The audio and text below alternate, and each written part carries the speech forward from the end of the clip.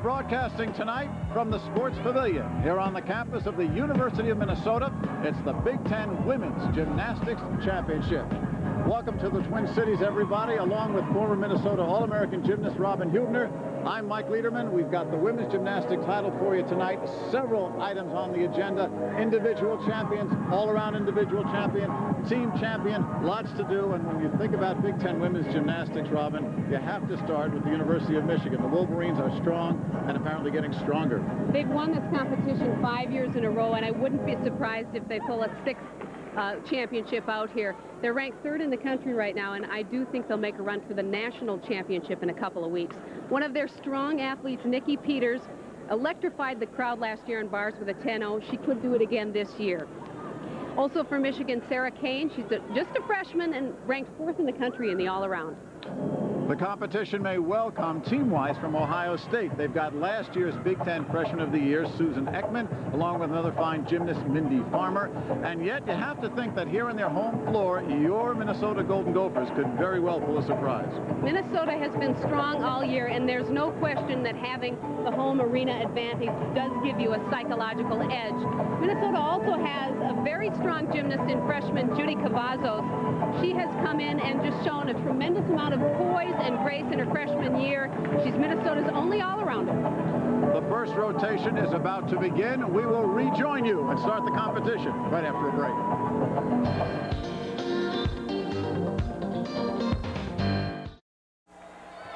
There are 4 pieces of apparatus, meaning 4 teams will be in action at any one time. 3 will have byes. Here's how they set up for this, the first rotation. On the vault, Minnesota. The bars, Iowa, Illinois on beam, Penn State on the floor, Michigan, Michigan State, Ohio State. They have the byes. So let us get underway right here at the Women's Gymnastics Championship. We will go up to the uneven bars where Shrutika Solkar, Iowa sophomore, is performing. Just to set up the scoring a little bit for you, on the bars, the beam, and the floor, all the routines start from a 9.6. And then the gymnast has the opportunity to gain 4/10 of a point to get the routine to start from a 10-0.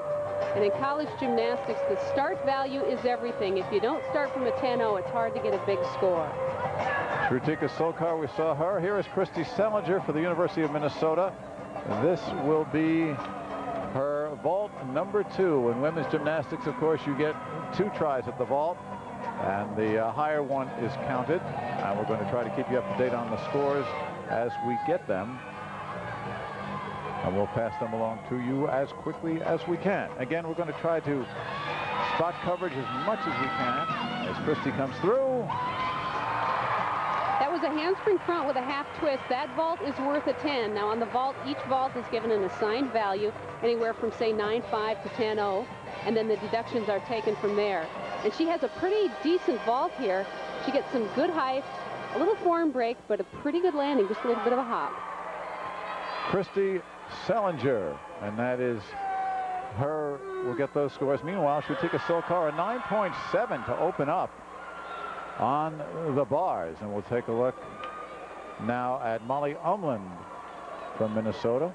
Molly, a veteran. She is a junior, and this is her first vault.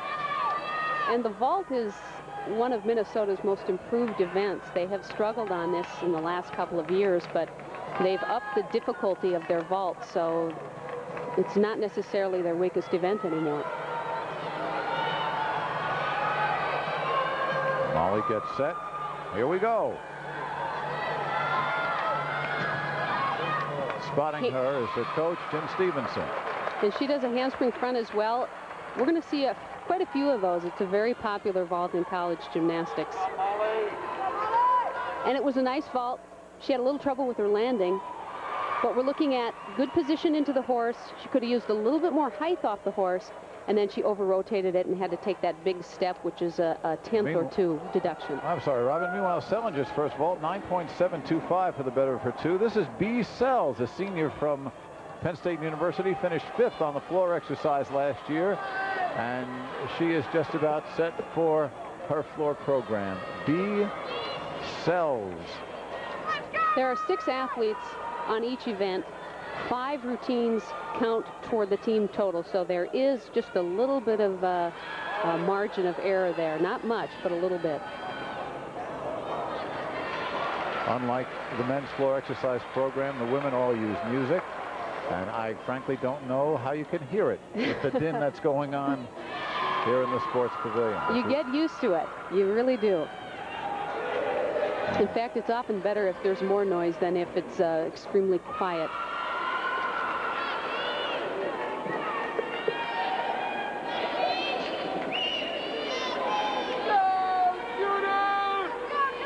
In the floor X, we're going to see a combination of tumbling runs. Most of the athletes do 3 tumbling runs. You may see 2. 2 is the requirement. You see a lot of dance and leap and jump combinations. Some of them requirements. And she gets ready for her first tumbling run, which is a front handspring, full twisting front. Starting to see quite a bit more front tumbling in college gymnastics, well, as of the last couple of years anyway.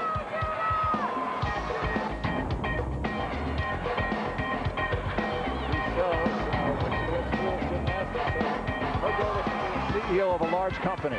Okay, why not? I like that idea. Have big dreams and big plans.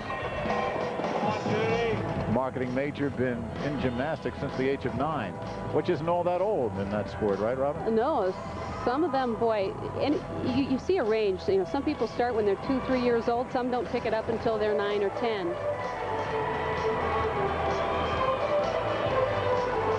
Molly Umland, by the way, whom we saw on the vault, a 9.25. And B's final tumbling run, another front tumbling pass.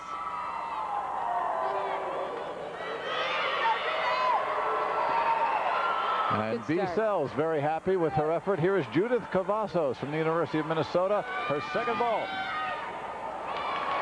That was an excellent vault, one of the better vaults you'll see. The only problem she had was with the landing. The technique of the vault itself was beautiful. And this is Judith's first vault coming up. We do things backwards here, but it works.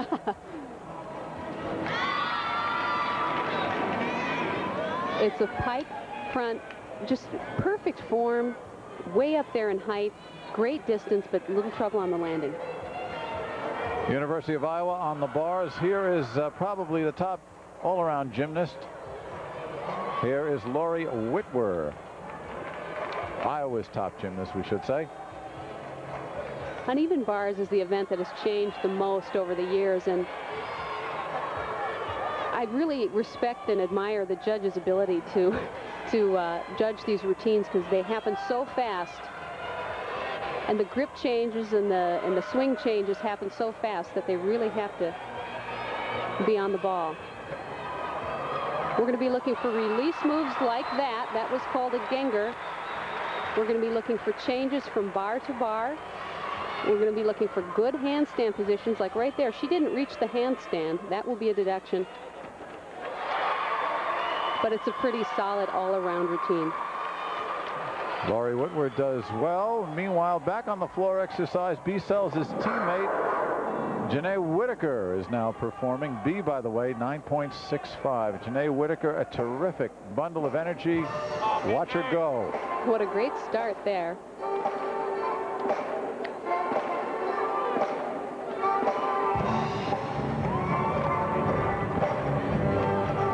Janae Whitaker from a small town in upstate New York, around the Syracuse area, called Central Square.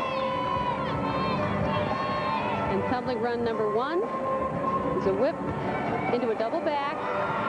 Strong start. The tumbling, of course, is important, but there has to be a nice mix of the tumbling and the dance. They're not exclusive of each other. The best routines will have a nice combination of both. By the way, Judy Cavazos of Minnesota, whom we just saw on the vault a few moments ago, excellent score, 9.825. And they've still got 3 vaulters to go. It was one of the better vaults we'll see. And that was a great pike double back.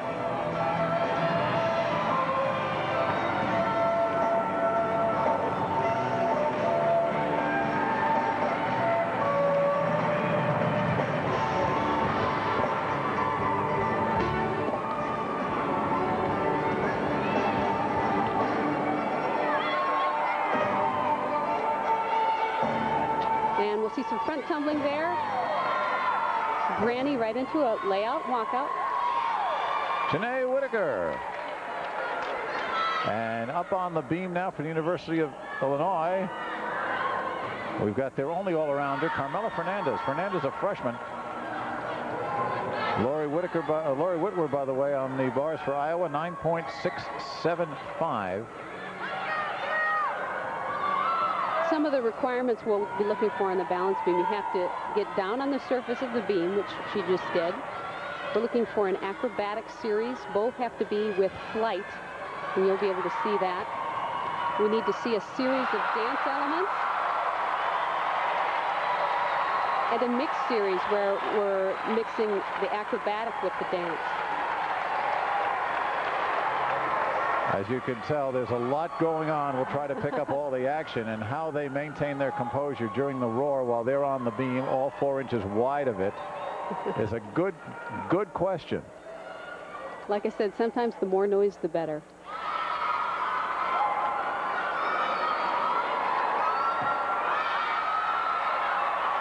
And an excellent routine. An excellent routine for Fernandez. Meanwhile, here is Kim Svem from the University of Minnesota. She has a great vault. She also does a pike front and a great landing. Solid. And she was very happy after both her first and her second. I like the look of the Golden Gopher ersatz tattoo there on. Meanwhile, on the floor exercise, Missy Leopoldis, a sophomore from Penn State, is performing, and she probably gets a few more bravery points even in this competition. She's working with a stress fracture that's just healed, and Missy is still competing. With a taped, with the injury taped, and the coach says that there might be a few things that she may have to change to accommodate for the injury, but it's Big Ten championships. She's going to go all out. Well, with all the Golden Gopher fans in attendance, anything a Minnesota gymnast does will just about bring down the house. So again, the vaulting, that was Kim Svem's 9.9 on the vault. So Minnesota's throwing up some big numbers. Yeah. And when I talked earlier about the home arena advantage, that's one of the factors that you look at in terms of the crowd noise. Gophers finished 4th last year to Michigan. The meet, of course, at Ohio State, but that helped the Buckeyes quite a bit. They came up for a 3rd place finish.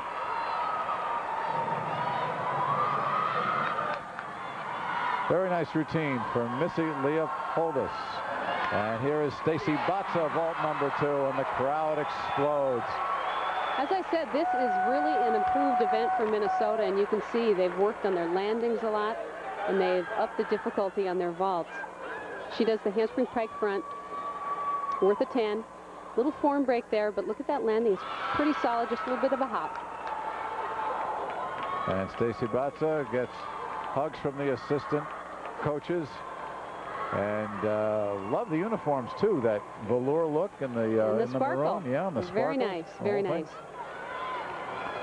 Meanwhile, let us go back to the floor, and Penn State's Lee Capello, one of the few seniors in the women's gymnastics competition. Maybe we can talk about that. 2 teams actually don't have any seniors on them. Michigan State doesn't, Iowa does not.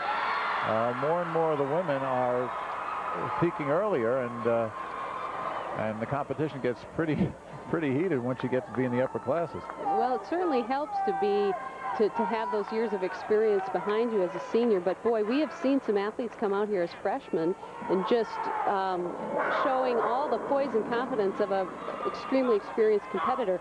Of course, keep in mind that most of these athletes have come through the club systems and already have a good deal of experience behind them from that.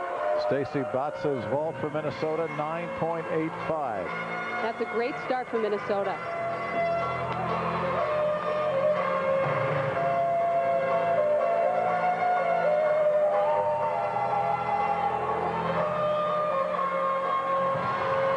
And she's going to take it right back down the other way with her second tumbling run.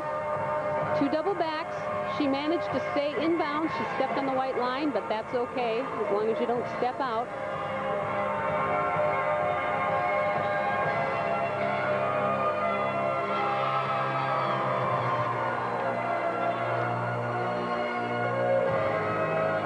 exercise, the showcase event for women's gymnastics.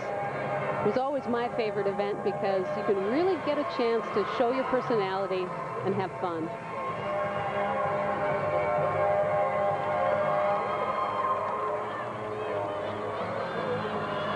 I think that was a wink at her teammates there. Lee Capello. And there's a little bit of front tumbling, so we saw a nice combination of back and front tumbling there.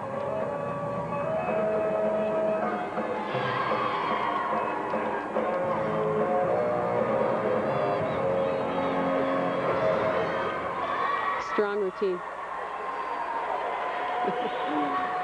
The senior Lee Capello will get her score in a minute. Meanwhile, let's go over to the beam. Kim Barris of Illinois, outstanding sophomore for the Illini. She is so smooth on this event. 2 beautiful switch leg split leaps there, showing nice amplitude. And here comes her series. Both of them, both elements have to have flight. Back handspring layout, walkout. She nails that.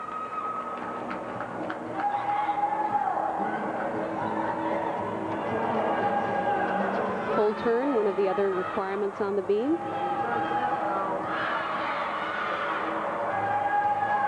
You can see in the background a beautiful mural of one of the Minnesota gymnasts, Jonda Howard, painted by her coach. Jonda Hammond. Jonda Hammond, pardon me.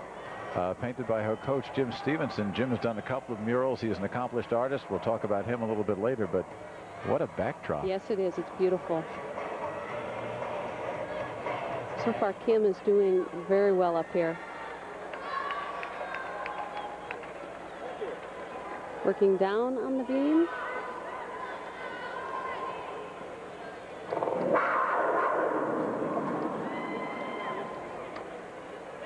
Probably wrapping up for her dismount. Stepping back at the edge there, finding her spot.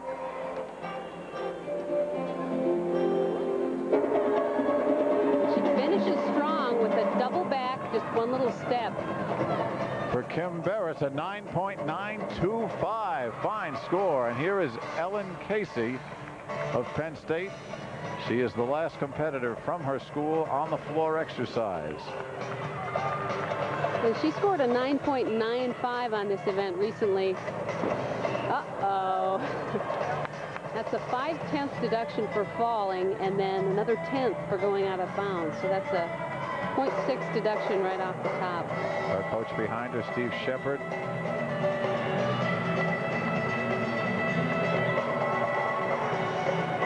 Looked like she just had a little bit too much adrenaline going on that first run. Put her out of bounds.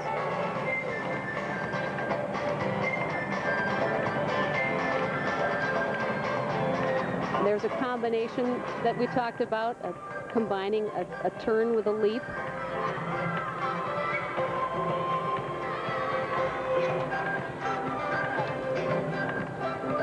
Double twist.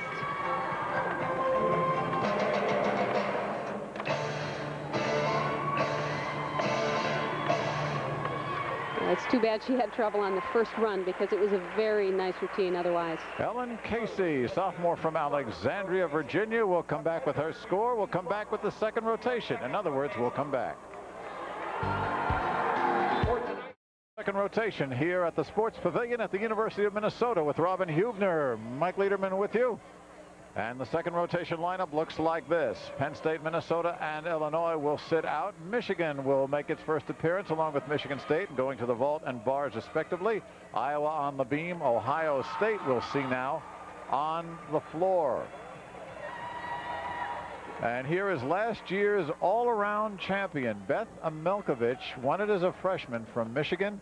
Here she is with her second vault as a sophomore in the Big Ten championships from suburban Chicago's Glenbard East High School in Lombard, Illinois. Beth Amelkovich. The first vault she did, a handspring pike front, she landed a little bit low, so she's going to be looking to improve the landing this time. And she did it. Much better. Nicely done by Beth Amelkovich. Gets the high 10 from Coach Bev Plocky. And we'll check those scores up as soon as they are posted. So the Michigan team, again, they are the odds-on favorites here, but the way those scores piled up at the beginning in the first rotation, well, we could be seeing some outstanding efforts or some generous scoring. There were some very strong scores in the first rotation. A lot of great routines, but I know we're going to see a lot more great routines, so it'll be interesting to see where the scores go from here.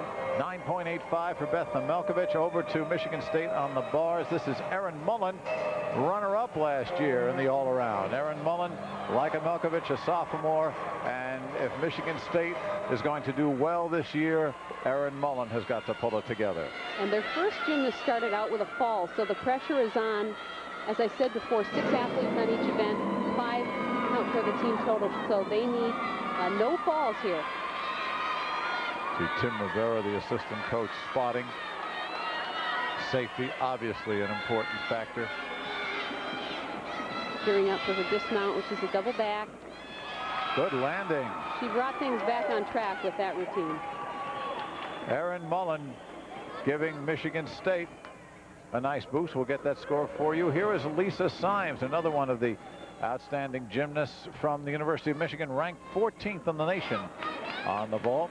She is Canadian, and she will see how far she can go up and out. She was second on this event last year at Big Ten. So we'll see how she does this time around. She warmed up with some handspring fronts. And that's what we see again. Nice job. Just the big step on the landing, but the vault itself was very clean. One more look. Good speed into the horse. Good position on the horse. See the straight legs, pointed toes. That's what you like to see. And just a step on the landing. There is Susan Ekman from Ohio State. Again, she was Big Ten Freshman of the Year last year. You see what she's done this season with a perfect 10. Now this is her effort in the championships. Sophomore Susan Ekman from Ohio State. And she is a great tumbler, so we'll have to watch for that.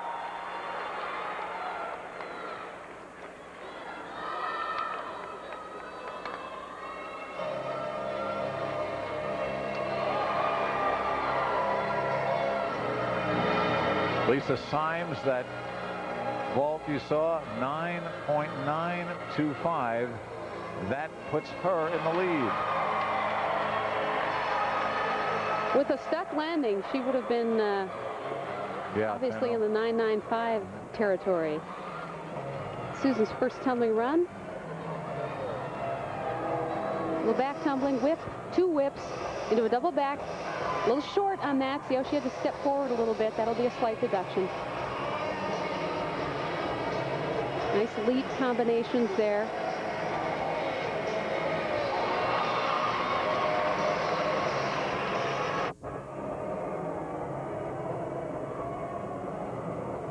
Front tumbling. And this time she took it the other way. She had to had a little bit too much adrenaline going. So 2 minor errors on the tumbling so far. It's tough sometimes in competitions like these where so much is on the line. And it's so easy to get carried away adrenaline-wise when there's so many things going on and so much cheering. Susan Ekman from Ohio State. Big smile, and see what the judges say. We won't see a 10 on that, but it will be a good score. Now here is a freshman, Sarah Kane from Michigan, her vault just moments ago. That was a beautiful vault. Once again, just like Lisa Symes, the position was perfect, the toes pointed, the legs straight. And a 9.9 for Sarah Kane. Lisa Symes, her teammate, in the lead with a 9.925. As you said, Robin, the vault scores are going up through the roof. And you know what's difficult is that the judges are seeing a lot of the same vaults, the handspring front either in tuck or pike, so it's real hard to differentiate between the different vaults. Now here is an outstanding vaulter from Michigan, Heather Kabnick. 2 years ago, her freshman year, she threw a 10 in the championships.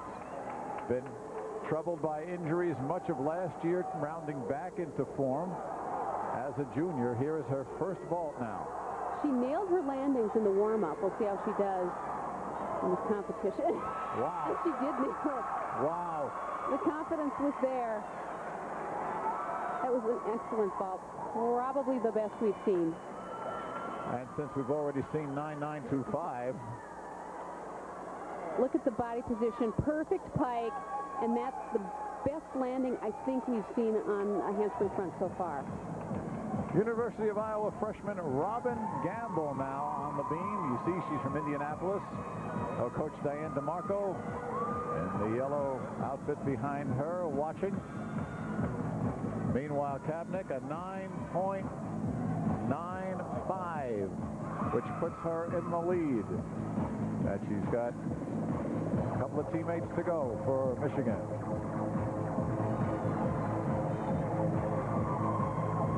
Nice combination, the switch leg leap right into the straddle jump.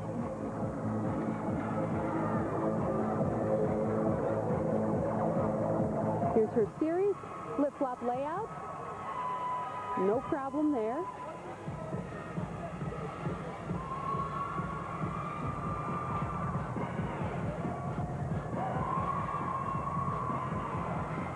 Beam always a nerve-wracking event, whether it's your first event you're doing or your last. It's the downfall of many a team in the big pressure meet. You remember we saw that last year with Michigan. It Yes. almost cost them a championship with 4 of their vaulters fall, 4 of their beam performers falling. That's right. They had the championship well in hand and then kind of fell apart in the last event. Very nice, clean routine there for Robin Gamble, the freshman. Her teammates like it. We'll see what the judges have to say in a few minutes. Meanwhile, here is another outstanding vaulter, ranked 3rd in the country, sophomore Nikki Peters from Michigan.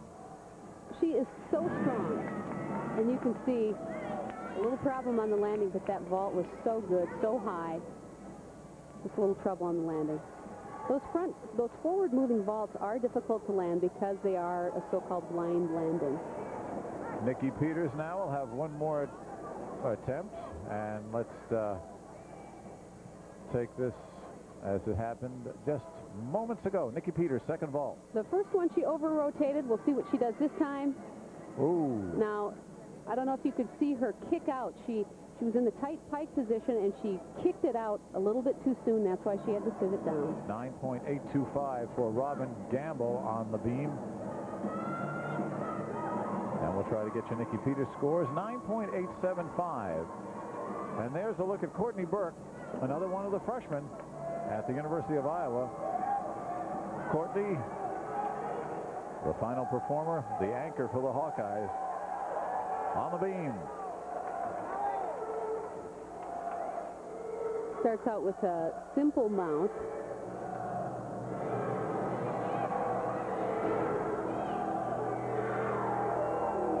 Right into a front summy, off of one foot into a back handspring. Showing combination of skills.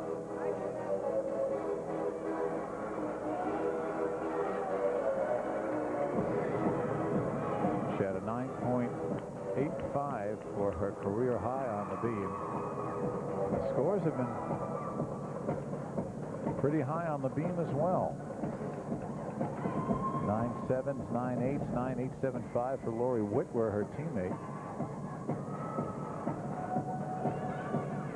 She looks very comfortable up there, Robin. She does. Almost too comfortable. In fact, she's moving a little slow. Some of those leaps that should be a little bit more connected. Where she just was a little bit off there. Shoulders a little bit to the left. She wasn't square over the beam.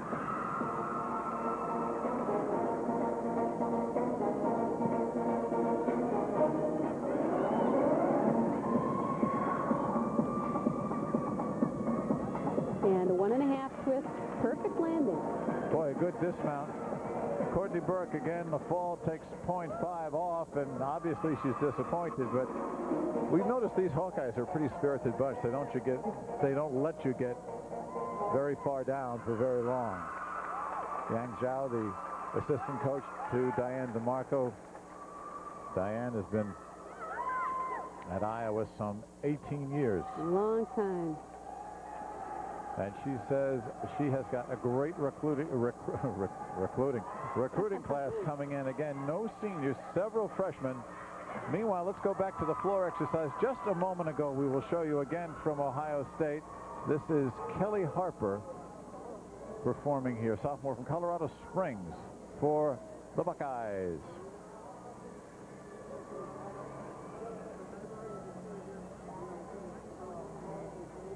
Well, front tumbling there, a double twisting front. Very well done and very tough. Courtney Burke, by the way, a 9.275, so she was doing so beautifully with that, even with that fall. She has a decent score. Oh, it could have been very, very high. As in any other sport, wouldas, couldas, and shouldas left in the locker room. And tumbling run number 2 coming up. Nice double back. The judges like to see some variety. She did the front tumbling first, then the back tumbling.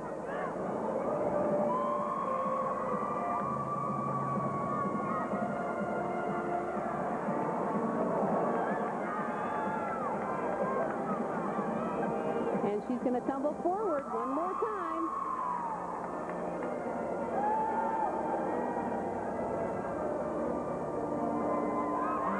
Yeah, that's it.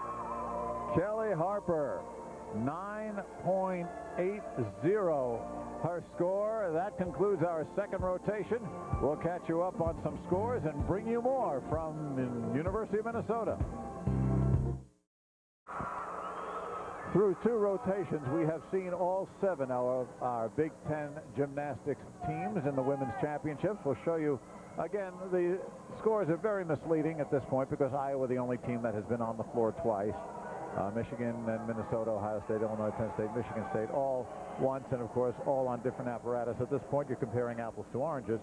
Unless you're checking the voting polls, you know exactly who's doing well where. But the rotation for the third trip, sitting out, Ohio State, Michigan, Iowa on the vault, Penn State and Minnesota on the bars, Michigan State on the beam, and the Fighting Illini will be on the floor exercise.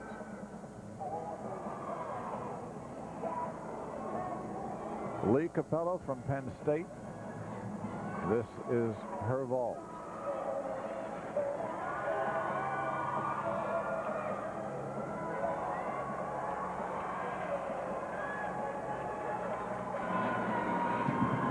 And it's a layout Tsukahara.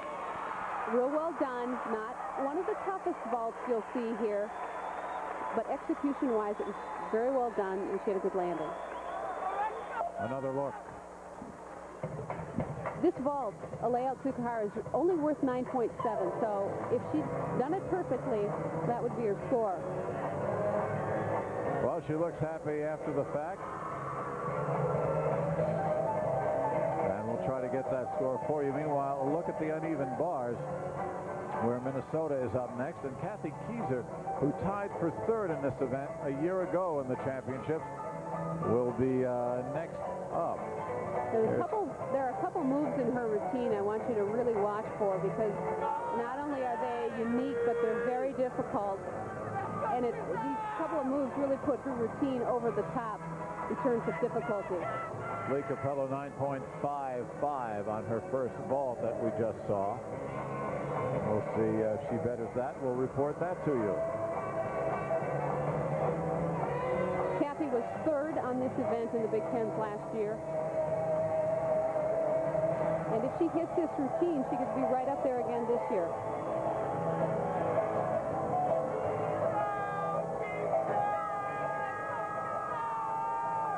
The crowd obviously into it. And if you're waiting for quiet, it could be Tuesday.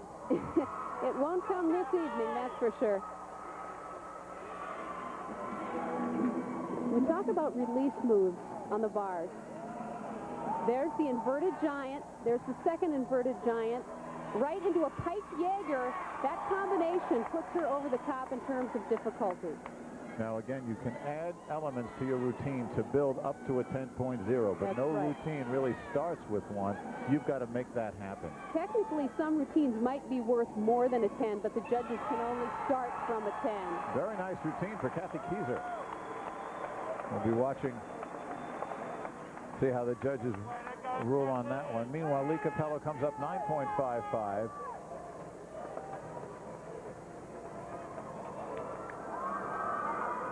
Now, this is Michigan State on the beam, and you're watching sophomore Mary Jo Schlicklin, or you're trying to watch Mary Jo Schlicklin. Gives you a good shot there, just a good feeling of exactly how slender that beam is, only 4 inches. She starts off well with the front semi-mount, which is tough. And she's going to get right into her series. She has a back handspring, layout walkout. A little bobble there, maybe a half a tenth reduction. Kathy Klages, the coach of Michigan State, has had more than her share of misfortune with this team. Her top gymnast, Caroline Hecht, who was second in the all-around last year, she is injured, just underwent knee surgery, 2 other serious injuries, and she said, well, I had a feeling that this team has come so close together because of all this adversity. We're going to do really well tonight. Well, we'll see. And they have moved up in the national rankings in the last couple of weeks, so they have pulled together. 22 at last count. Minnesota 20th, Ohio State 16th. And as we mentioned, Michigan, the top Big Ten school nationally, at number 3, just behind Georgia and Utah, the 2 leading schools.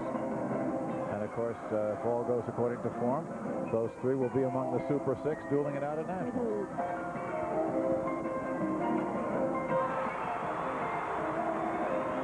And her dismount, just a full twisting front, but solid.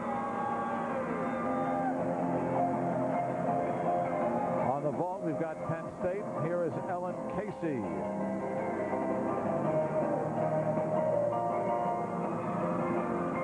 And she got a good one. The handspring tuck, not as difficult as the handspring pike, but she nailed the landing. Steve Shepard, her coach in his 5th year. Graduated from Southern Illinois. Talking with his gymnast. And we're trying to get a score. But Ellen Casey looks quite happy. Meanwhile, underneath the mural of herself, Kristen Vandersall will perform. What a tribute from her coach to do a mural like that. And there is Jim Stevenson. As we told you, not only is he an outstanding gymnastics coach, but a very fine artist, does a lot of work in the gymnastics vein. As we look at Kristen, I wonder how intimidating it is to see yourself up 30 feet high. I bet she's not even thinking about it right Probably now. not. But we will see that move right there, a Ganger. That's one of the release moves she does, so we'll watch for that. Minnesota's off to a very good start so far in the bars.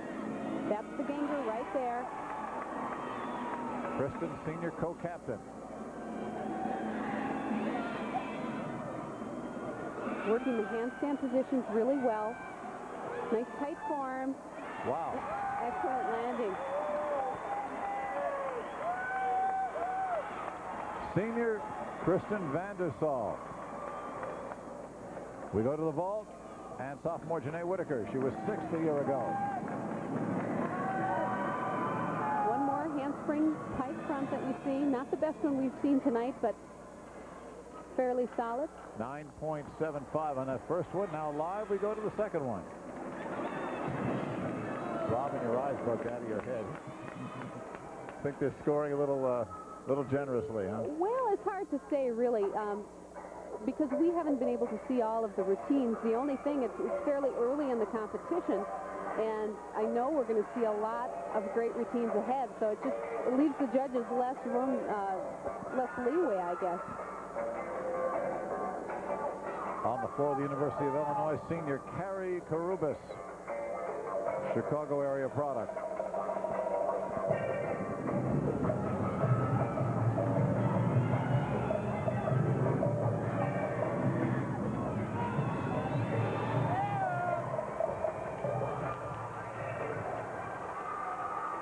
Whitaker, 9.75. That was her number. Vandersol, meanwhile, a 9.85 for her uneven parallel bars routine.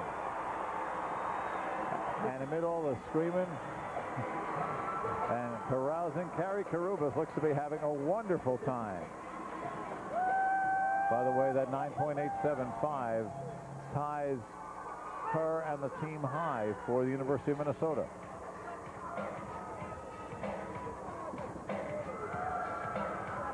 Final tumbling run is a full twist. I'm sorry, it's just under. The 9.85 is Vandersol's score.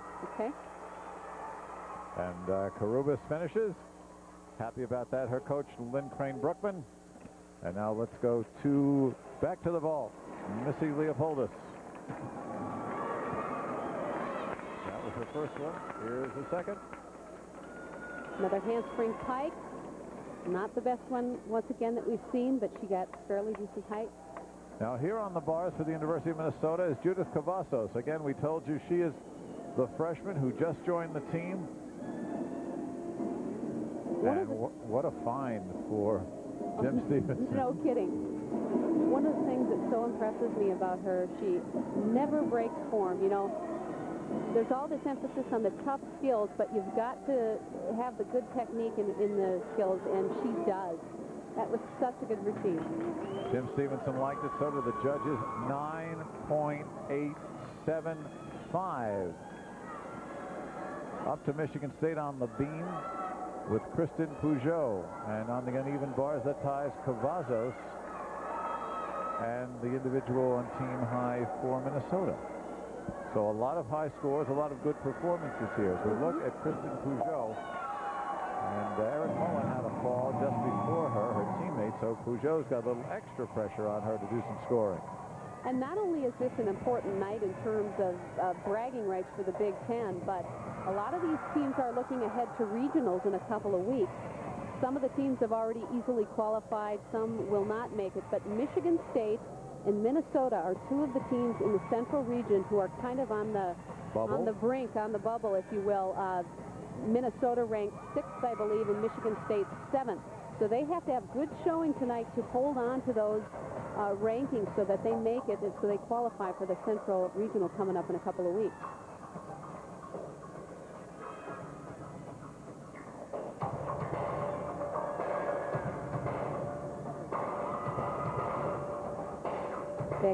Back handspring, right into a full twist. Good routine from the freshman from Ohio, Kristen Peugeot. They did have a little bit of difficulty on the uneven bars, and with the fall from Erin Mullen, they're really going to need to stick the rest of their routines if they want to get the score to where the team score where they want it to be. We'll show you the dismount and the end of Peugeot's routine. This is an example of acrobatic series. 2 back handsprings into a full twist. And the score, 9.9 for Peugeot.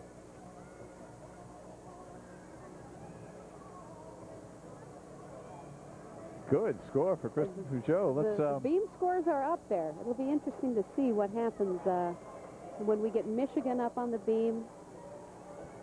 And Kathy Clegg is now talking to her final gymnast on the beam. This is, as you see, Becky Robinson, a sophomore from Maryland. This crowd started out at a din, and it is built from there. I'm glad we're wearing headsets. Let's just say that. Now, you would think some of it has to do with the success of the Minnesota basketball team in the Final Four now, but the gymnastics excitement, I think, is in and of itself, because this place is just absolutely screamingly loud. And yet in the midst of all this, the concentration you can see on their faces of the athletes is there. Has to be.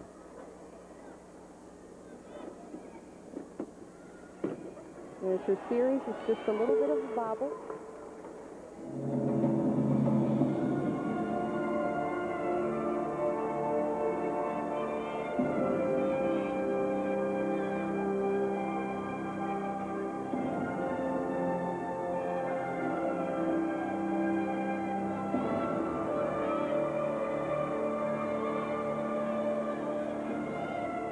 of tape on those ankles. Taking a few tough landings, I think.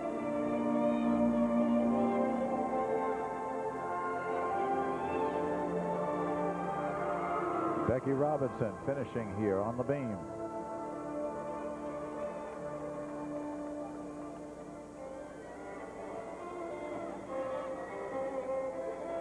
And her dismount is a gainer layout with a full twist. So Michigan State trying to make some noise here and rattle a few cages and move up into the first division. We'll bring those scores to you. Check things out right now. We'll be right back. There's the scene at the Sports Pavilion, and Robin, so far, interesting. You've been jabbing me as a fine gymnast that you are. You're noticing that the scores have been extremely high. Good performance, a little generous judges. What do you think? I won't say that they're extremely high, but as I've said, we're going to have a lot other great routines that we're going to see, so it'll be interesting to see where the scores go from there.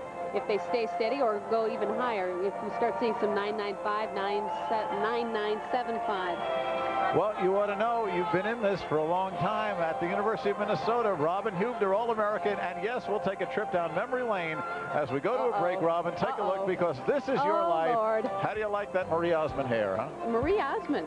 You think I should bring that back, that style? I don't think so. I'm not going there. We'll be back. It looks like this here at the Sports Pavilion. On the vault, Ohio State, Michigan to the bars, Minnesota on the beam, Iowa on the floor, sitting out Illinois, Penn State, and Michigan State. And let's take a look at Lisa Symes from the University of Michigan on the uneven bars. I like the touch there. Everybody's got those ersatz tattoos. They sure do, decals on the cheek or the shoulder, wherever. Here's Lisa. We're looking for a routine with at least 10 elements, good swings, good handstands, pirouettes occurring at the top of the bar if possible. Nice reverse heck release move there. So far, so good for Lisa. Kind of a layout piked double flyaway. Lisa Symes gets congratulations from Beverly Flocky and the rest of her teammates, and Lisa Symes 9.825. Now over to the vault. This is Jennifer Swilling of Ohio State. She also did the handspring front in the tuck position. The position on the horse was a little bit loose. The legs were apart a little bit, and the same occurred on the post flight. Here's the finish. Just a little sloppy there. You can see the legs apart and the step on the landing, about a 10th deduction. All right, we'll cut away from there and go to the University of Minnesota on the beam, and the Gophers are having an outstanding meet. Jim Stevenson's team. You see Jim in the background. There is Judith Cavazos, and she will be up next. This team has had a tough time on the balance beam this year. Oh, tough start for Judith there. But this team has had a little tough time on the beam. They have had to count several falls in their last couple of meets. So Jim said he's going to try something different. He put up his 2 first-year athletes, and they did very well, 9.9 and 9.75. Judith is the third, and I think she just shot her all-around chances there. Right up. Restart. You know, as I said in the opening comments, we've seen so much poise out of her, and I think that's true in the general sense, but the beam is one of those events that if you do have the jitters, that's where they can come out. Well, she jumped right back on. Used to be you had to get back within 10 seconds, but after last year, a rule change was put into effect, at least temporarily, that said you can take 30 seconds the way you can on the bars if you fall off the apparatus. That happened after a Michigan contestant hit her head. Andrea McDonald, if you remember watching our broadcast, hit her head, and the medical and the trainer attending her could not be sure that she was okay within that 10 seconds, but she was ready to go. but took too much time and was disqualified. So that rule got modified, and Judith Cavazos finishes strong, had some problems at the beginning. Of course, the fall will cost her severely.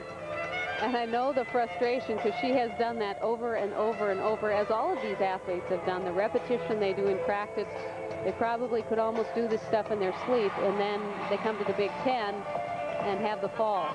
Betha Malkovich, second in the event last year, on her way to an all-around championship. And here she is in her sophomore year.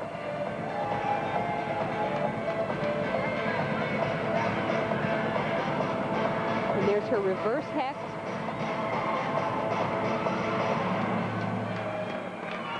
And a double pike flyaway. Michigan off to a really nice start on the bars. 9.35 for Judith Cavazos.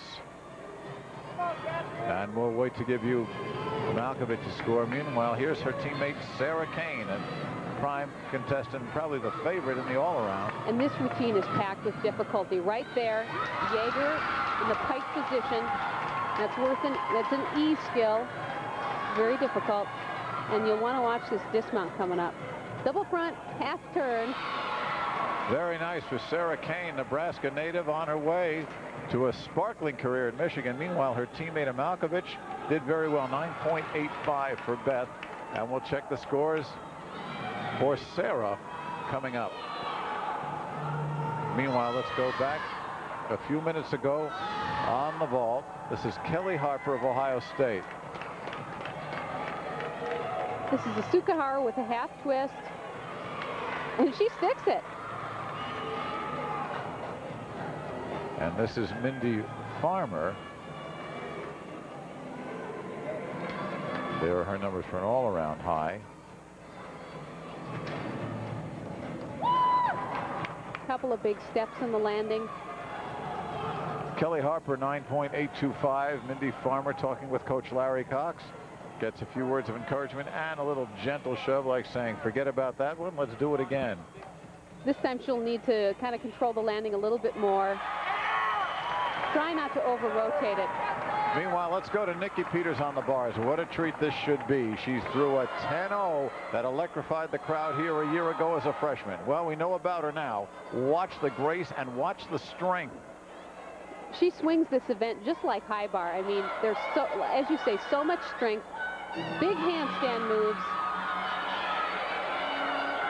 And she swings a wild dismount. Oh, my. Oh, my. She's had 4 straight 10-0s during the season. And the way her teammates in the crowd reacted, she's got one here. But, again, you don't want to presuppose anything. It'll be interesting to see what the judges do with that routine, with the score there. Take a look at the dismount. Nikki Peters. As I said, huge swings. She's just swinging like she's on the men's high bar. And big layout position. And she knew. Yes. She says, well, everybody's waiting here to see. Well, not a 10, 9.95. She'll take it. Now this is Susan Ekman waiting for her chance. On the vault, 9.95, as we told you, for Nikki Peters, which is right now the high of the meet. Sarah Kane with a 9.90, so they're running 1-2 in that event. Here is Susan Ekman. Susan has the potential to score very well in this vault. Strong way up there. As I said, these handspring fronts are kind of difficult to land, and we've seen that. We've seen a lot of step forwards, but the vault itself is very good. 4th a year ago, ranked 4th rather, we should say, in the country now. Look at the height and the perfect pike position, legs perfectly together.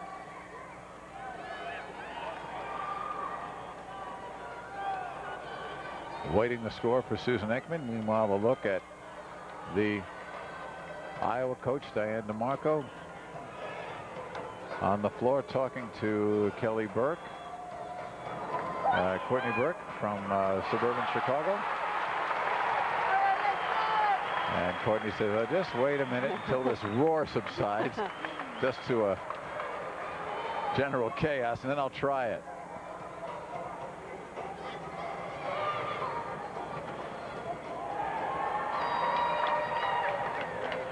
It can be very nerve-wracking. This can be the worst part, standing here waiting for the judges okay.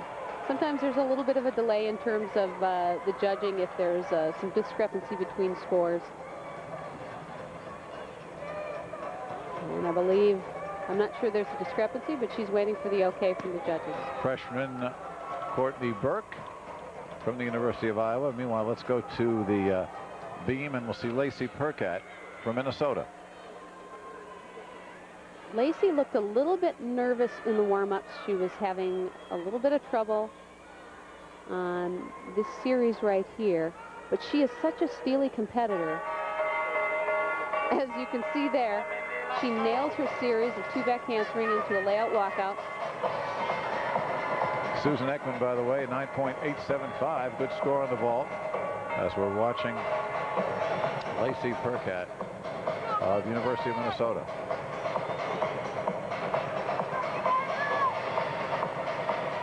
It's a nice jump there, showing some good amplitude with the leg way back.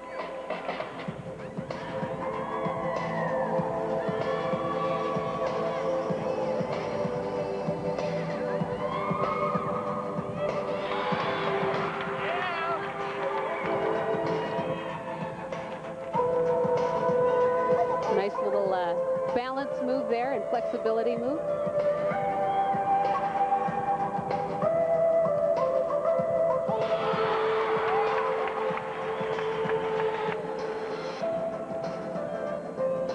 And a nice finish for Lacey.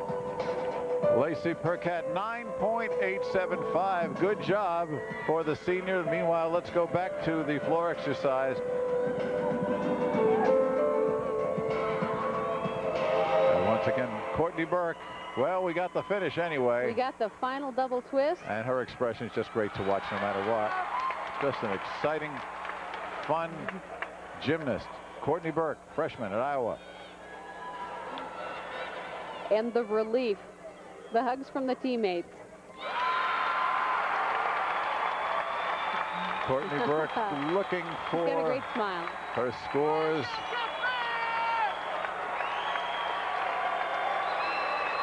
And while we wait for that, I was just trying to pick it out, but I guess we can't.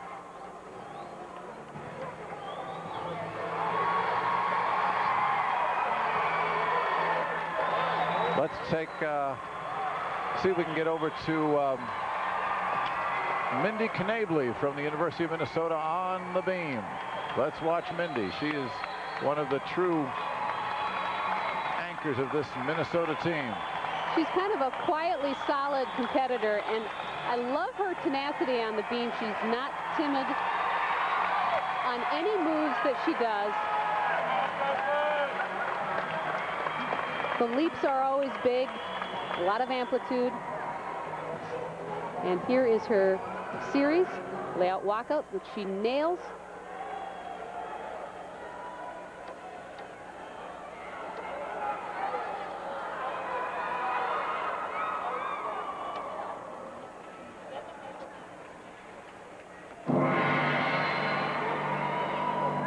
Minnesota coach Jim Stevenson hoping that Mindy can finish this routine with no errors. They have had a tough time on the beam this year. So far, so good for Mindy Knably. Nice layout, gainer layout walkout. So far, so good for her. Ready for and the the dismount. That's a great routine. Just a little bit of a hop.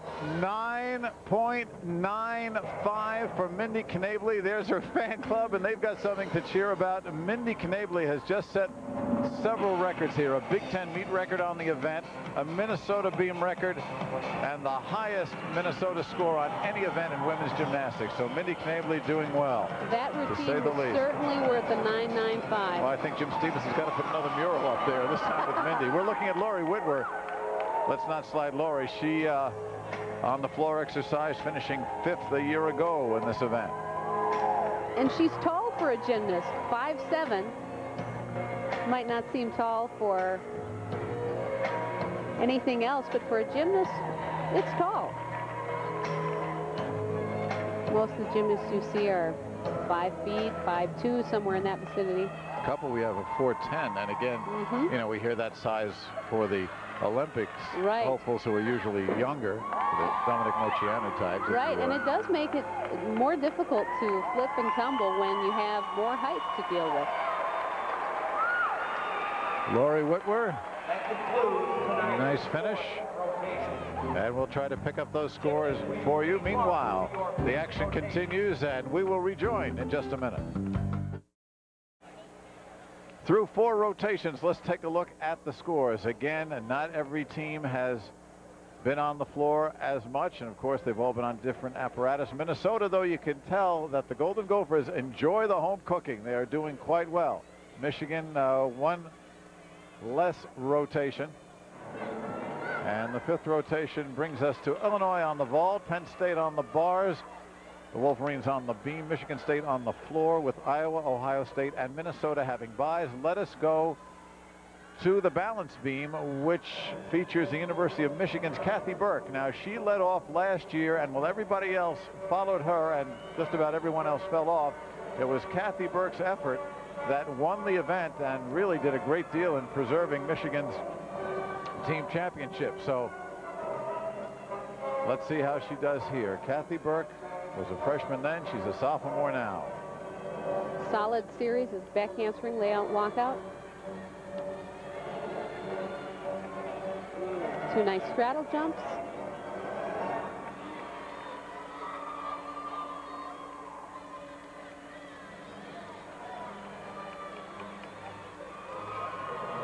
I think Michigan certainly is on pace to... oh, my. Well, I was going to say they're on pace to win their 6th championship, but this beam is going to be the true test, as it was last year for them. Kathy Burke, who was solid last year under pressure, not so this year. Although she's recovered nicely after the fall.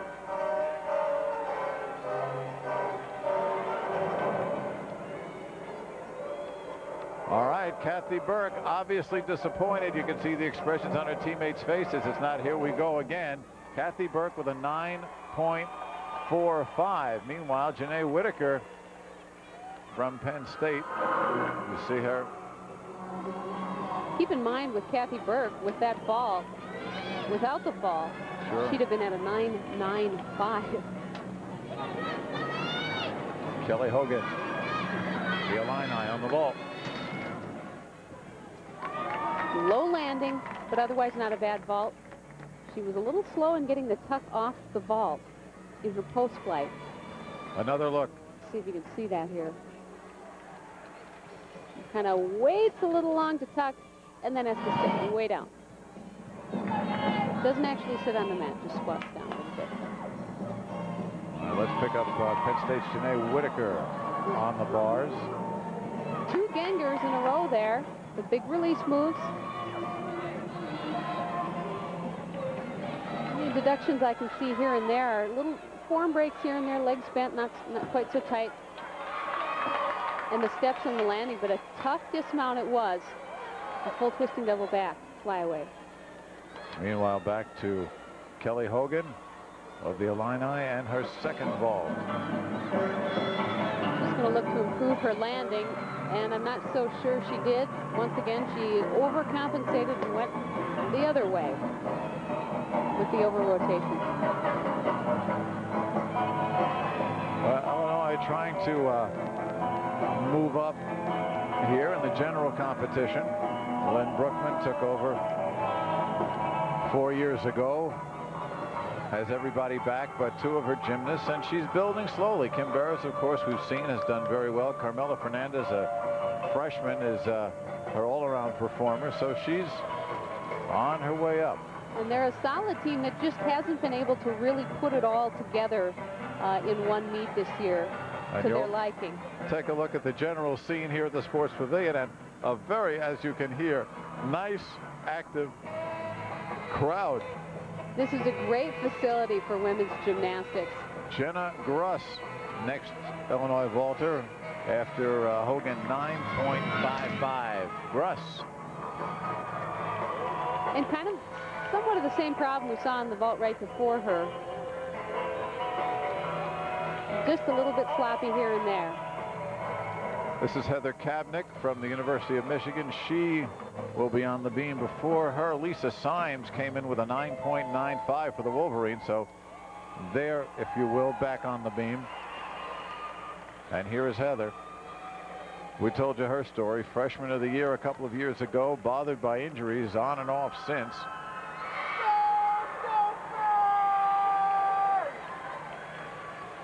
She is such a competitor, though, and we've seen that already in some of the events that she's been on.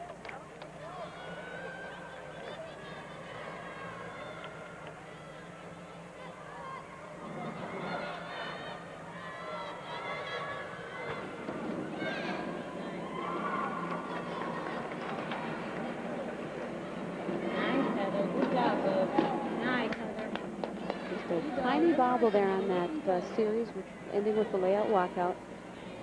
Little bobble on the full turn. Sometimes it's the easier skills like the full turns that can be the downfall.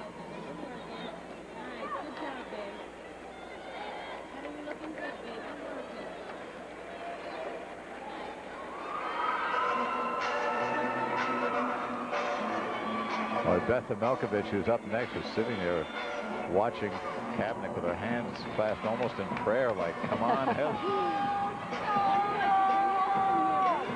Well, with each routine that goes up, each gymnast that stays on, it does seem to take off a little bit of pressure on the next person up. So far, Heather's had a solid routine. Uh-oh. Uh-oh. Missed her footing on that round-off. It was such a good routine up to that point. She's going to take the deduction for the fall, having to put her hands down. Fortunately, she's okay and was able to get enough rotation to finish the move. Once again, the bugaboo continues to bite Michigan. Yes, it does. The balance beam is Here's a tough one. Kim Barris of Illinois on the vault. Nice-looking layout, Sukahara. Not the most difficult vault you can do. It's worth a 9.7, but technique-wise, it was very nicely done. Here is Missy Leopoldis on the bars. Heather Kabnick, a 9.4, which again shows you how good the routine was, considering she had to take 5/10 off. Right. There was a nice combination there. The handstand Healy twirl down into the release move. Looking for, once again, nice combinations, grip changes. There's another grip change. Good routine. And Missy Leopoldis, a 9.825. Good effort for her. Sophomore, Missy Leopoldis of Penn State. Another team that moves up slowly. Penn State, as we told you, now ranked in the top 25. Steve Shepard has slowly built his team up. He's got some very nice young gymnasts and a nice mix of seniors and underclass people. Janae Whitaker, of course, Lee Capello, B. Sells, and Missy Leopoldis, whom we just saw. Now there's Kathy Klages on the floor talking to, looks like Polly Kiker, a freshman. Polly ranked top 25 ranking, actually number 22. So let's pick up her routine on the floor exercise.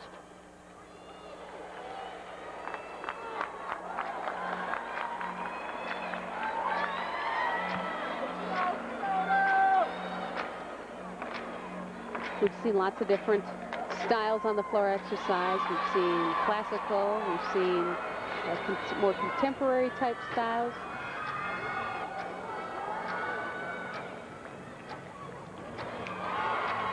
Good opening pass.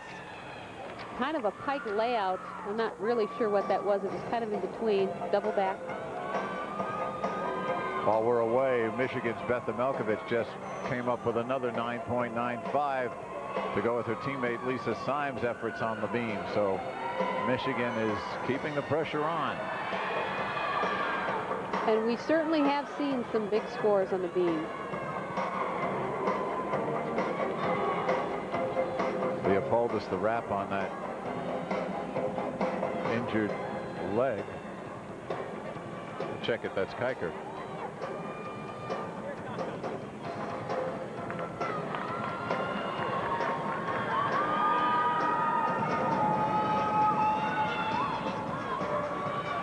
Picking up the pace a little bit as she prepares for tumbling run number 3. And it's a double twist.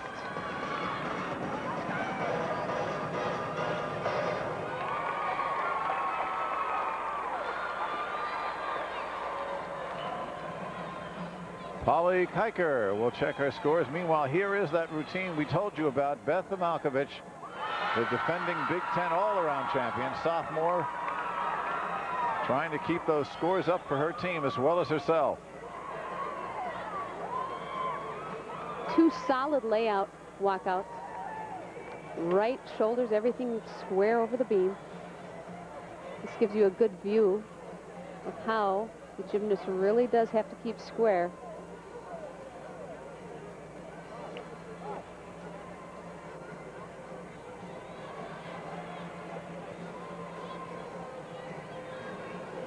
That was a bit of a mistake there. She should have held the handstand position out of that handspring if possible. Won't be a major deduction at all, but just a tiny mistake.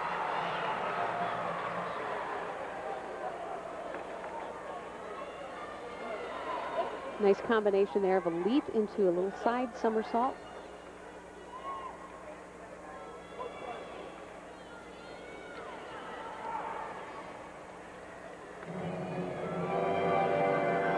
Beth Malkovich on the dismount. She likes it. Her teammates like it. And the judges, as we said, gave it a 9.95. Now back to the floor, Erin Mullen of Michigan State. Some pretty heavy music for a petite 4'10" gymnast, but she can pull it off.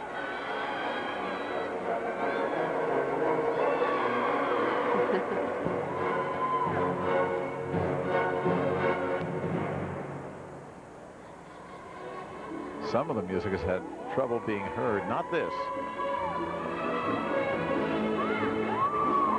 It's nice to see the combination of styles of music, kind of the faster pace, now a little slowing it down, allowing her to show more of the ballet type skills.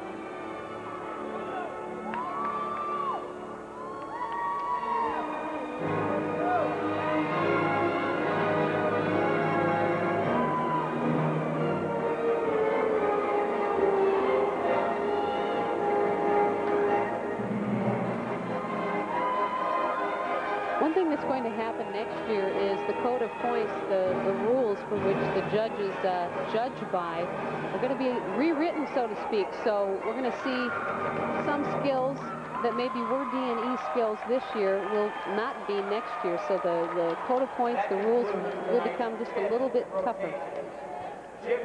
Erin Mullen's teammates embrace her. Meanwhile, let us go back to the beam with Michigan freshman Sarah Kane, last gymnast for the Wolverines. And we'll see if the freshman can pull it off.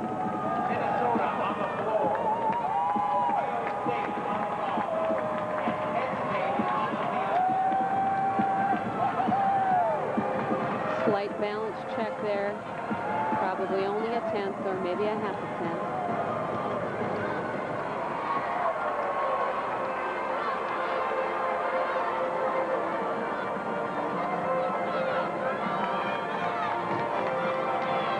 Michigan is going to go for the national championship here in a couple of weeks. If they're going to finish in the top 3 or 2, they're going to have to get this balance beam together. So far, so good for the most part. They've had a few, the 1 or 2 falls and a few little balance checks here and there. But at the national championships, the #1 teams are going to be right on. And when you're talking about just tenths of points separating, once again, she could have stayed in that handstand position just a little bit longer, like the athlete before her. But no major deduction, just a small one. perfect double back. All right, Sarah Kane, a 9.925. So Michigan survives on the beam. We'll pick up more action after this. Getting ready for rotation number 6. Let's take a look at the scoring through the first 5, and look at this. Well, it's 0.3 of a point difference between Minnesota and Michigan, with the Golden Gophers really putting the heat on the Wolverines. And this could be very interesting because Minnesota's on the floor this rotation, Michigan on the floor next rotation. Probably the best events for both teams. Minnesota's ranked 6th in the country. Michigan's ranked 2nd on this event, so it's going to go down to the wire. So it certainly shall. Iowa on the vault, Ohio State on the bars, Penn State on the beam. We told you Minnesota's on the floor, with Michigan sitting out along with Illinois and Michigan State. Lee Capello from Penn State on the beam as we begin the 6th rotation. Capello 4th in the beam a year ago. Nice layout walkout. She had a lot of height on that. Even managed to smile up there, which wasn't always easy. Good amplitude on those leaps and jumps.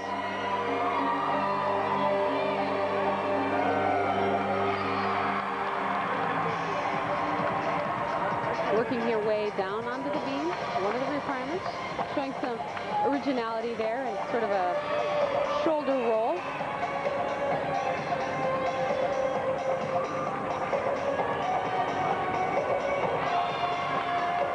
Intricate footwork that you can, that was a nice looking leap there. Arching back like that in the beam and having to look back is very difficult because you take your eyes off the beam. And a dismount, back handspring. Very nice. Full twist. Nice job. Senior captain Lee Capello.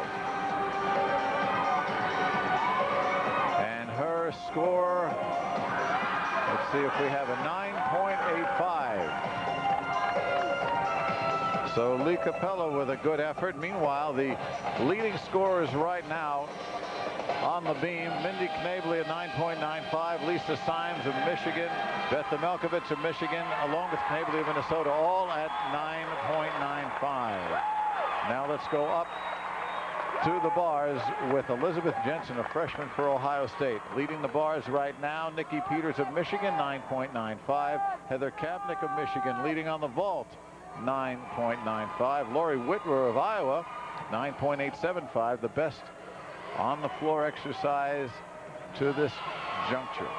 I have a feeling we will see that floor exercise high score go by the wayside, but maybe not so on the other events.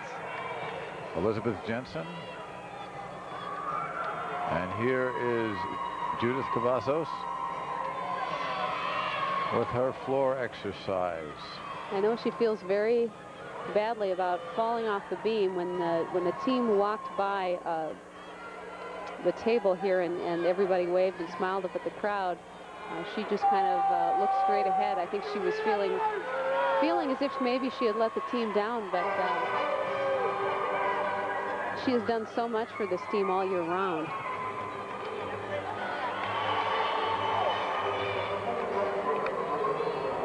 Uh-oh, one little step out. That's 1/10 of a point, but it was a great tumbling run.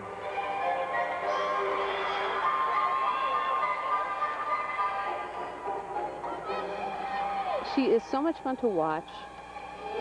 Long, graceful arms. And the form is always impeccable.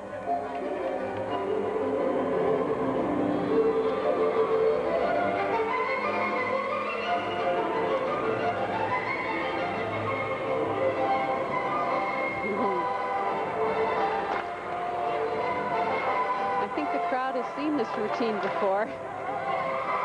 Clapping along with her music.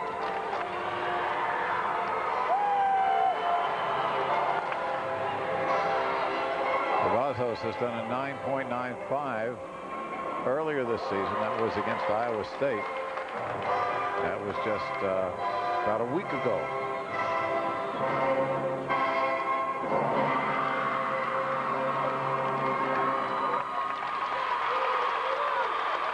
trouble spot was that one step out of bounds.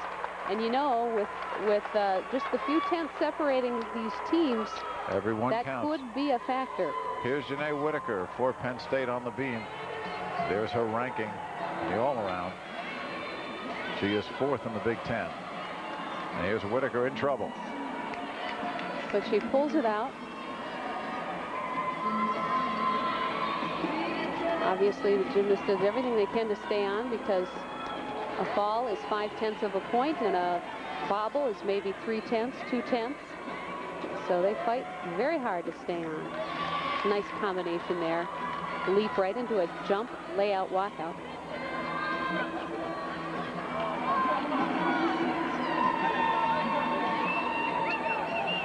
Interesting sort of sideways leap.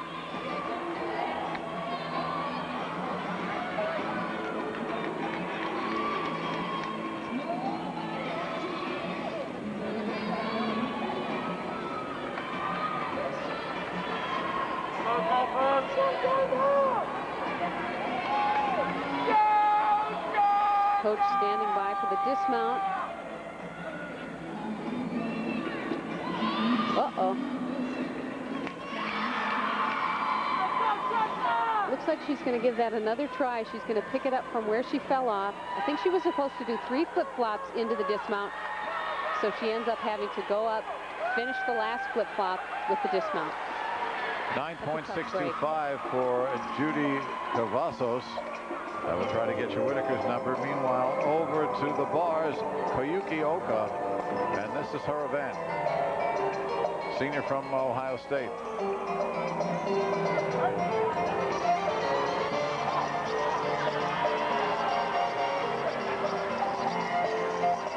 The top change there into a Healy turn.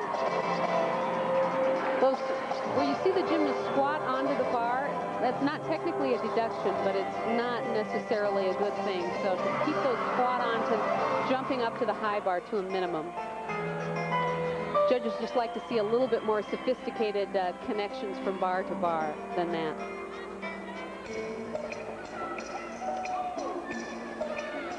Well, on the beam, we've got problems here. Nikki Smith falling off. Koyuki Oka with a 9.875 on the bars. Actually, she's just beginning. In her mount, with a simple jump. Whoops, got caught there. She was, all right. Now here's Nikki.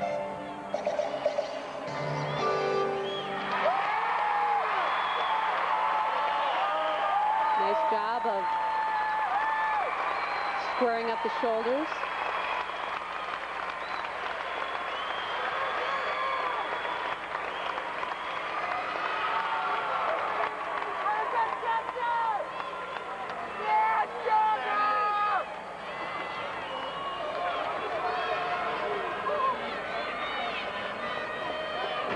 You're looking at Nikki Smith, Penn State freshman.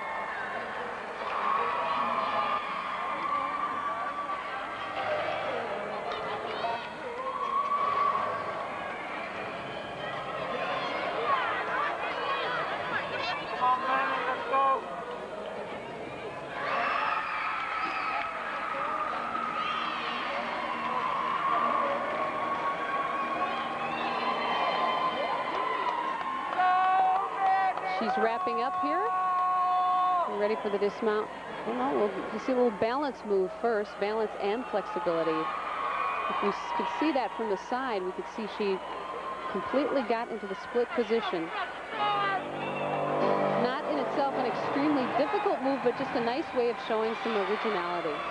All right, Nikki Smith, good job trying to make some points for Penn State. Let's go over to the uneven bars now. Here is Susan Ekman of Ohio State. 3rd a year ago, 4th in the Big Ten this year. She's capable of scoring big on this event.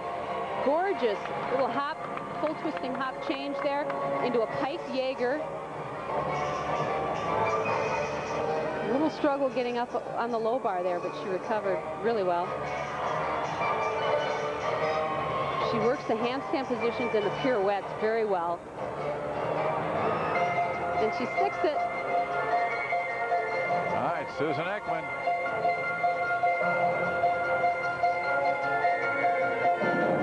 Meanwhile, this is Nicole Malinak on the beam. Malinak, the last competitor for Penn State on this apparatus.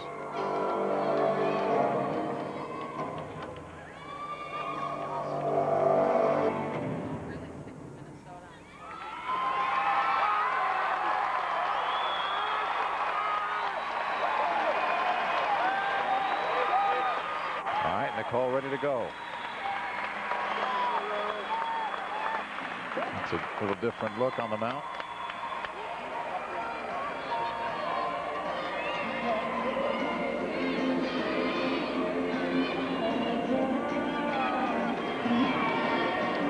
Penn State has done pretty well on this event so far. Way off to the side, way off to the left. There was absolutely no way that she could save that. So she takes the 5/10 deduction for the fall.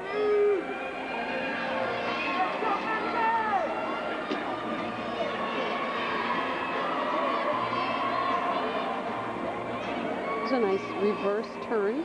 Don't see that all that often.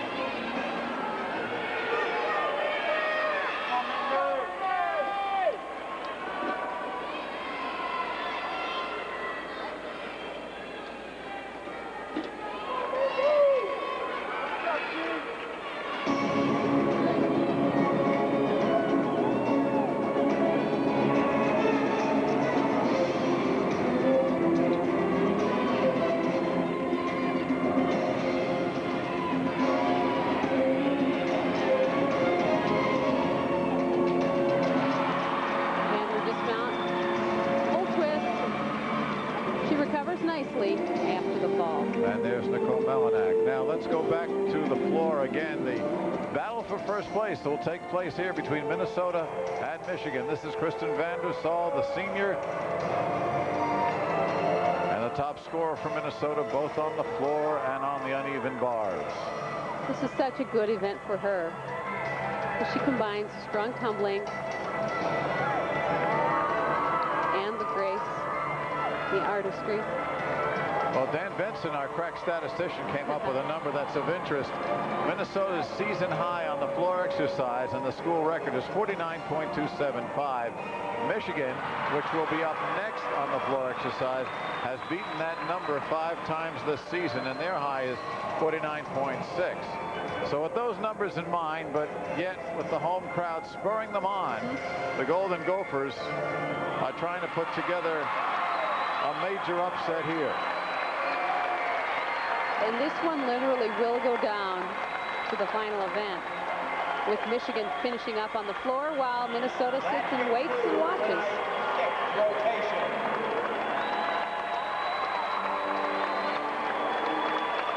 Kristen van der Sal looks like she's having a great time. Great routine. And the judges give her a 9.8. So she's at 9.8. John Hammonds before her, 9.85. Judith Cavazos, 9.625. Kim Svem and Mindy Meyer at 9.725. And here is, as you can see, the defending champion in this event, Mindy Knebly. And she's got to throw everything at the judges here to give the Gophers a chance to nip the Wolverines. She certainly can do it. She's got the tumbling, she's got the dance, she's got the combination of it all. She's just got to hit it all in one routine. Opens with a perfect double back pike. You would think there'd be lulls in this crowd. There are none. It just starts from chaos and builds from there. It is ear-splitting. It is deafening. It is exciting. With all 4 events going on at once, it's kind of like a 4-ring circus. Well, we wondered if anybody wouldn't be in San Antonio. Here's your answer. I guess there are enough Minnesotans to spread all over the place. Well, the gymnastics fans are a loyal bunch. And, of course, the hockey NCAAs are going on. The Gophers are in that. The wrestling Big Tens are there. And whoops. Oh, there we go. Mindy Knavely giving it everything.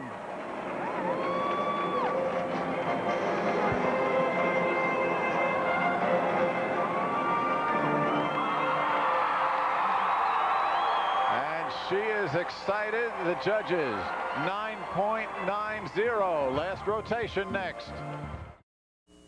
We will show you where we are score-wise. It is team-wise a 2-horse race. Minnesota has completed. Penn State has completed. Iowa has completed. Meanwhile, Michigan, with 1 rotation to go, is the threat and is leading. Then Ohio State, Michigan State, and Illinois each having the 1 rotation. And here's the way this sets up. Michigan State on the vault, Illinois on the bar. On the bars, Ohio State on the beam, but the big story, Michigan on the floor, and they need to average 9.735 to tie Minnesota. Let's go to the floor now. The floor exercise, and in the middle of the mat, Beth Melkovich. She is the 2nd competitor. Kathy Burke has already gone 9.825. So that's a good start. And here's Beth, and she is perfectly capable of doing that and better. This is one of Michigan's best events, probably the best event. As I remember, last year we were saying that about the beam. Yes. But that was, well, a little stumble there, the step forward. Nothing too major, though. Nothing that'll hurt the score.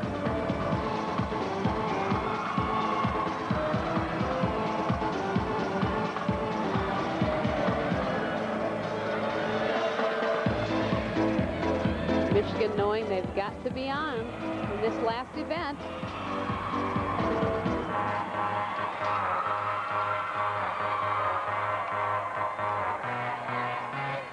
If you're going to end the meet on an event, usually floor exercise is probably the easiest because you can really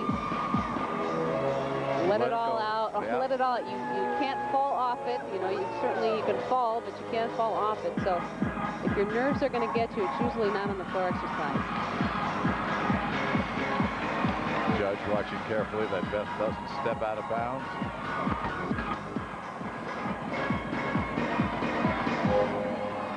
That score will be up there. It won't be the winner, but it'll be up there. Beth Malkovich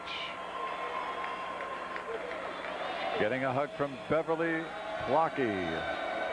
Susan Ekman now as we go to the beam with Ohio State. Knowing they've got to be on in this last event. Now Ohio State is that's something they can challenge for 2nd place or try to at least finish 3rd. And I'm impressed with Susan Ekman. She's a very solid competitor.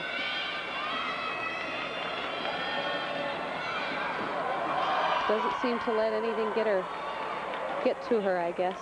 Nice double twist. She's pleased with that.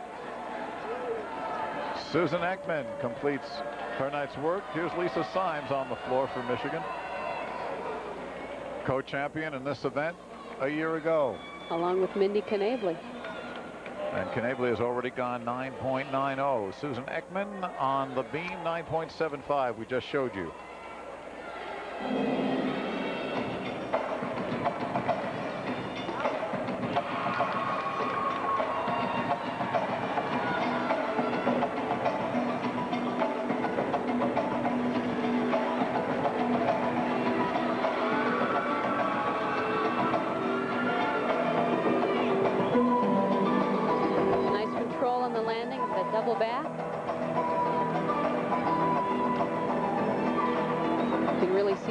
In the dance movements. You can tell she has had a good deal of dance training, as have most of the gymnasts throughout their years as high school or club athletes.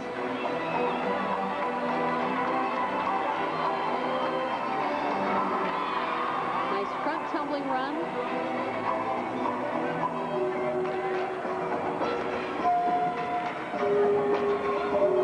Teammates clapping along with the music.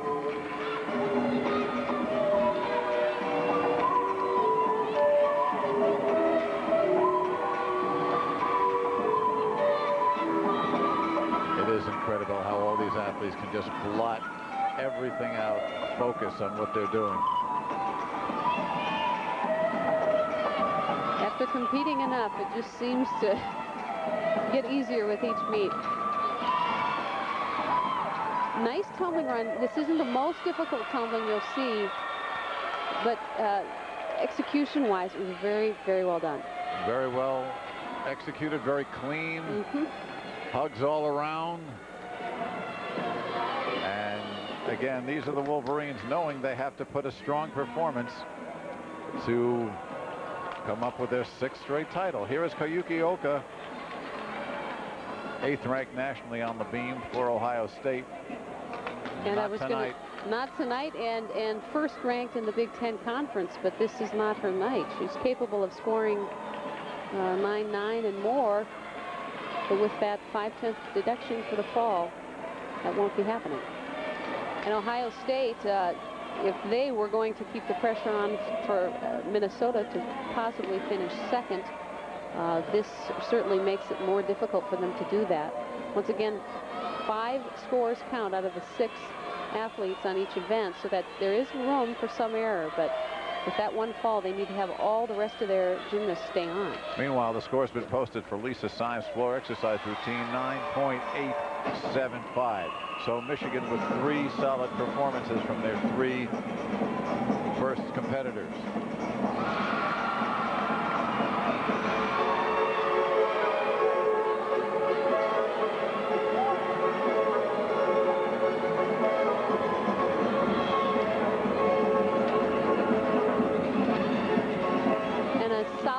Twist. It's too bad she had to take the 5/10 deduction for the fall. She knows it. She knows she's done that routine so many times. And as a senior, that's not the way she wanted to go out.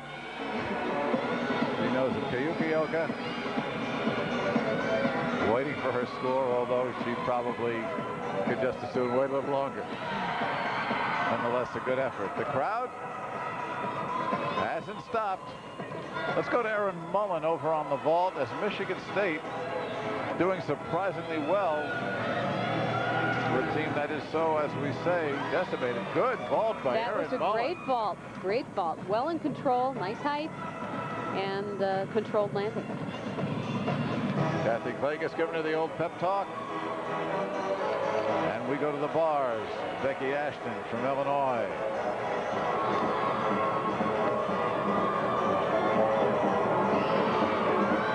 Nice Healy turn there into a Jaeger somersault. The release moves are the big marquee moves on the bars. Some of the best gymnasts will have 2 release moves. Nice effort. Nicely done by Becky Ashton as the Illini try to make a little hay here in Minnesota. Now let's pick up with Kelly Farrar, who was the final competitor for Illinois on this event. Kelly Farrar, a junior.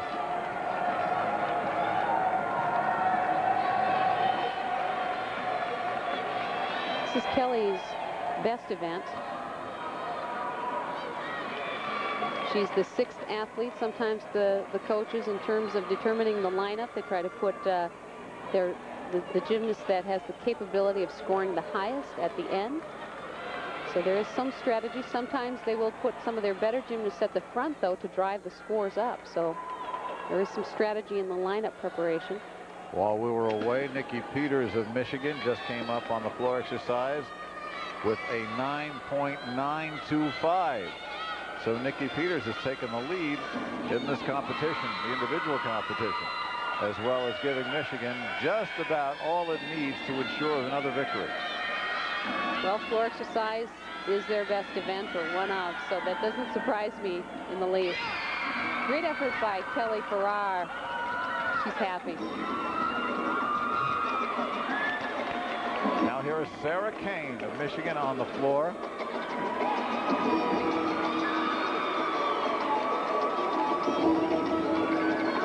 The Irish jig.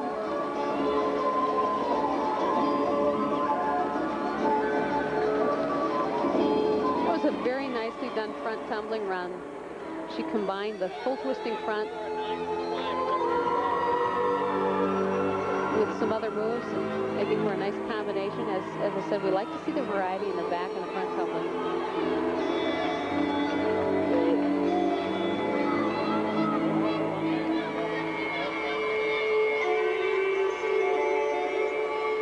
So far, this is a very nice routine, very complete.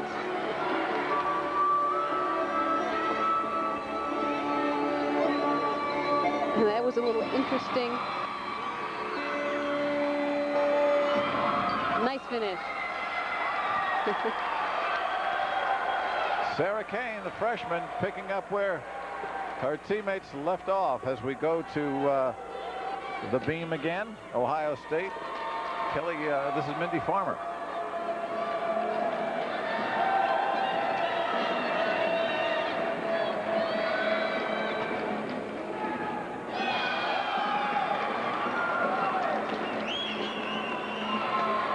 Nice back handspring layout walkout.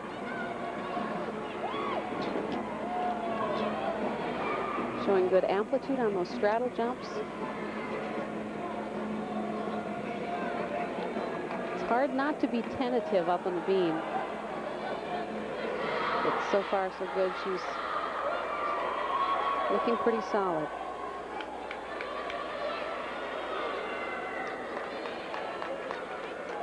And her dismount. Double twist, a little rough landing there, but otherwise a good routine. Mindy Farmer does her work, and now let's pick up the final gymnast of the evening, and she is Heather Kabnick. And you can see that she has already scored a 10-0 in previous competition. Well, that is the only full in back out that we've seen here this evening. Very tough. You'll see some of those in the national competition, but the first we've seen at the Big Ten here.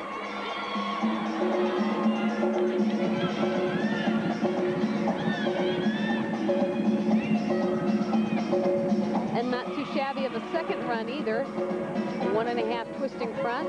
Rudy.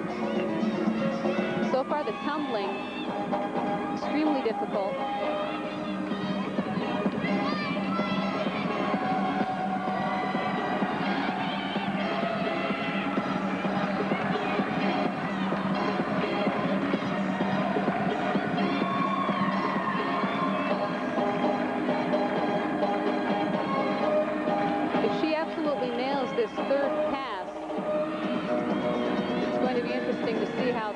Comes out in comparison to Nikki Peters.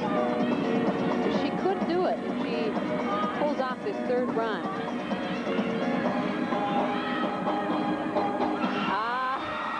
It's going to be close. Oh, a big finish. She knows she did it. Beverly Plocky knows she did it. She had one small step out, if the judges saw it, and they don't usually miss much. But you can see the elation on the Michigan sideline as all the team members are getting together. As Andrea McDonald, she will be leaving as a senior. Let's show you a little bit of Heather's routine here. This is the first pass, Robin. And as I said, the only full twisting double back that we've seen tonight. There's the full twist. There's the second flip. And you know, I don't think she stepped out, because the line judge there did not raise the yellow flag, so she managed to keep her foot in bounds. And she finishes strongly with a double back.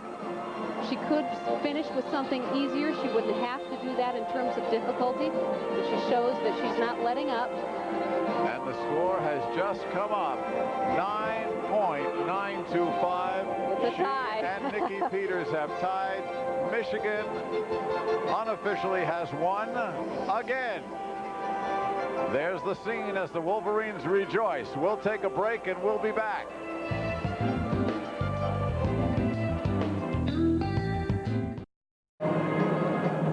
Well, the competition's over and the totals are all in, so let's take a look at who won what tonight in the Big Ten Women's Finals. Team winner for the 6th year in a row, University of Michigan. The home team, Minnesota, coming on strong for second place, followed by Ohio State, Michigan State, Penn State, Illinois, and Iowa. As far as the all-around title is concerned, big night for freshman Sarah Kane of Michigan.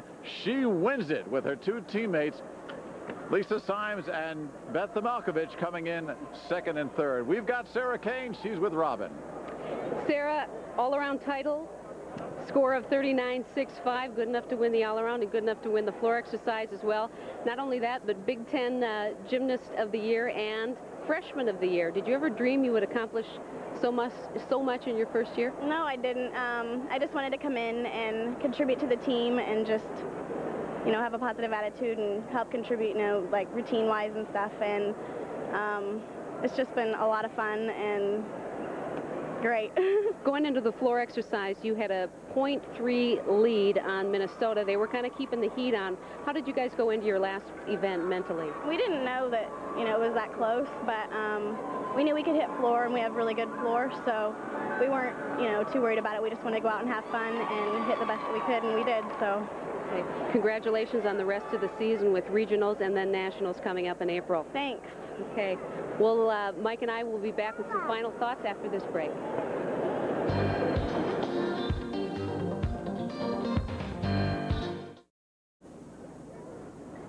Let's take a look at the individual winners in tonight's events. First, in the vault, Heather Kabnick with a 9.95. On the uneven bars, Michigan's Nikki Peters, also a 9.95. And on the balance beam, a three-way tie, Mindy Knabely of Minnesota, Lisa Symes, and Beth Malkovich of Michigan, all three at 9.95. And on the floor exercise, the three Wolverines, Peters, Sarah Kane, and Kabnick at 9.925. So the Wolverines persevere. Good meet tonight, though. Michigan proves why they're ranked third in the country right now. And Minnesota, I think, as you said, the home cooking sure worked for them because they scored 196.35. That's well over a point higher than they've ever done before. Well, they go on to the regionals, then they go on to nationals, and we'll see what happens. And we hope we'll see you back here next year for the Women's Big Ten Gymnastics Championships. The Women's Big Ten Championships have been produced by Bart Fox, directed by Steve Woodruff, production manager for Sports Channel, Sheila Brown. Coordinating producer of college events on Sports Channel is Tim Sutton. Remote facilities provided by National Mobile Television. For Robin Hubner and our entire crew, I'm Mike Lederman saying so long from the University of Minnesota, the winner of the Big Ten Women's Gymnastic Team title, the University of Michigan.